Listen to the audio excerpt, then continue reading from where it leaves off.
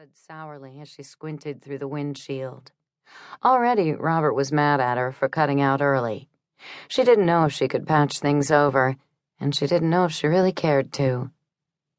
The glass was beginning to fog, despite the struggling heater that barely warmed the interior of the car.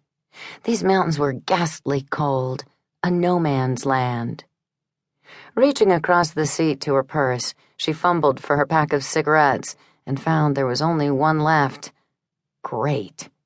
Though she had sworn she would quit, another one of Robert's ideas, she didn't plan to put an end to her nicotine habit until New Year's Day. That gave her the next 6 weeks to enjoy smoking as much as she wanted. Then, at the stroke of midnight, she would quit cold turkey. As she saw the neon sign for a diner come into view, she lit up and even dared crack the window just a smidgen so that the smoke could get sucked out. Not enough to put her hand outside, not in this cold, but just enough space to keep the smoke from filling up the car. God, she missed California. Another 15 hours to go to reach Sacramento, depending on the weather and road conditions and how long she could stand it. She'd come a long way from Billings already, over the Montana state line and clear across the state of Wyoming. She wondered how much longer she'd be in this big-ass state. As she signaled to turn off the highway, she saw that the diner was also a bar. Big Bart's restaurant also housed the Buffalo Lounge, where one could hear live music every Saturday night, according to the backlit sign posted high overhead. Finally, the night was starting to hold some promise. Instead of getting a hot cup of coffee and a hamburger, she decided she'd splurge and order a drink. Ooh, maybe even an Irish coffee. Yeah, that sounded good. With whipped cream and, if she could talk the bartender into it, a drizzle of creme de menthe for the holidays. Her stomach rumbled in anticipation as she pulled into the near-empty lot of the roadside establishment. She hit a pothole disguised by a layer of snow, and it jarred the car, probably nearly taking out the front axle of her 15-year-old Honda in the process. Shit, she muttered under her breath. Fortunately, the Civic was tough and had made it through more than its share of abuse in the 4 years her brother had driven it before selling the little sedan to her. Grabbing her purse, she slid outside, locked the door, then braved the snow to reach the double-glass doors framed by a half-lit string of Christmas lights. Oh yeah, right.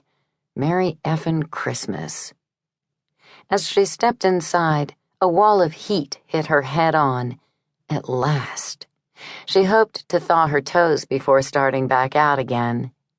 The hallway led to a landing and then split. Amber paused to check her reflection in the mirror at the landing.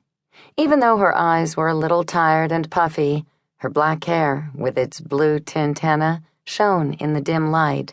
Fabulous. It was worth every penny Andre had charged. Turning away from the well-lit dining area, she headed toward the lounge, where the sound of country western music bounced against the walls.